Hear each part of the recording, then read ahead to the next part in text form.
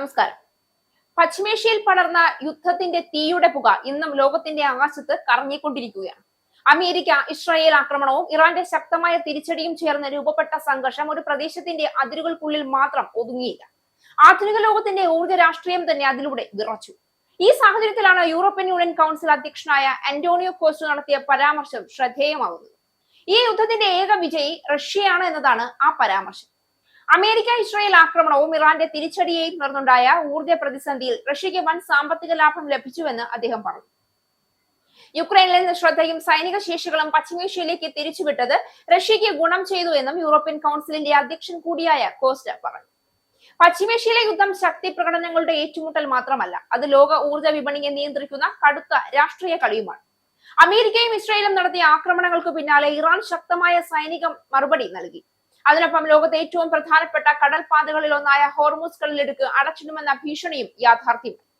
ലോകത്തിലെ എണ്ണ വ്യാപാരത്തിന്റെ ഏകദേശം 1/5 ഈ കടലിടുക്കിലൂടെ കടന്നു പോകുന്ന സാഹചര്യത്തിൽ അതിന്റെ തടസ്സം ആഗോള വിപണിയിൽ ഉടൻ പ്രതിഫലിച്ചു. എണ്ണവില കുതിച്ചുയർന്നു. ഗ്യാസ് വിതരണ ശൃംഖലകൾ തകർന്ന് തരിപ്പണമായി. യൂറോപ്പും ഏഷ്യയും ഉൾപ്പെടെയുള്ള വിപണികൾ ഊർജ്ജക്ഷാമത്തിന്റെ വക്കിലെത്തി. ഇതാണ് റഷ്യയ്ക്ക് അനുകൂലമായ സാഹചര്യമായി മാറിയത്. പാശ്ചാത്യ രാജ്യങ്ങളുടെ ഉപരോധങ്ങളും സാമ്പത്തിക നിയന്ത്രണങ്ങളും കാരണം കഴിഞ്ഞ കുറെ വർഷങ്ങളായി സമ്മർദ്ദത്തിലായിരുന്ന റഷ്യൻ ഊർജ്ജ മേഖലയ്ക്ക് ഈ പ്രതിസന്ധി അനായാസമായ ഒരു അവസരമായി. എണ്ണയും പ്രകൃതിവാതകവും കയറ്റുമതി ചെയ്യുന്ന വലിയ രാജ്യങ്ങളിൽ ഒന്നായ റഷ്യ വിപണിയിലെ കുറവിന്റെ നേട്ടം പൂർണ്ണമായി ഉപയോഗപ്പെടുത്തി. വില ഉയർന്നതോടെ റഷ്യയുടെ കയറ്റുമതി വരുമാനം ഗണ്യമായി വർദ്ധിച്ചു. പ്രത്യേകിച്ച് ഏഷ്യൻ രാജ്യങ്ങൾ കൂടുതൽ ഊർജ്ജം തേടിയെത്തിയപ്പോൾ റഷ്യൻ എണ്ണയ്ക്കും ഗ്യാസിനും പുതിയ ആവശ്യകത രൂപപ്പെട്ടു. അതോടെ ഇന്ത്യക്ക് ഉൾപ്പെടെ കൊടുക്കുന്ന റഷ്യൻ എണ്ണയ്ക്ക് വില കൂട്ടാനും റഷ്യ മടിച്ചില്ല. ഹോർമുസ് കടലിടുക്ക് അടച്ചുപൂട്ടപ്പെടുകയോ അതിന്റെ പ്രവർത്തനം തടസ്സപ്പെടുകയോ ചെയ്തതോടെ ഗൾഫ് രാജ്യങ്ങളിൽ നിന്നുള്ള വിതരണങ്ങൾ അനിശ്ചിതത്വത്തിലായി. ഈ ശൂന്യത നിറയ്ക്കാൻ കഴിയുന്ന പ്രധാന വിതരണക്കാരിൽ ഒന്നായി റഷ്യ മുന്നിലെത്തി. ഇതോടെ ആഗോള വിപണിയിൽ റഷ്യയുടെ സ്വാധീനം വീണ്ടും ഉയർന്നു. പാശ്ചാത്യ രാജ്യങ്ങൾ ഉപരോധങ്ങളിലൂടെ റഷ്യയെ ഒറ്റപ്പെടുത്താൻ ശ്രമിച്ചിരുന്ന സാഹചര്യത്തിൽ ഊർജ്ജ പ്രതിസന്ധി ആ ശ്രമങ്ങൾക്കു തന്നെ തിരിച്ചടിയായി മാറി. യൂറോപ്പിനും ഇത് വലിയൊരു രാഷ്ട്രീയ വൈരുദ്ധ്യമായി മാറി.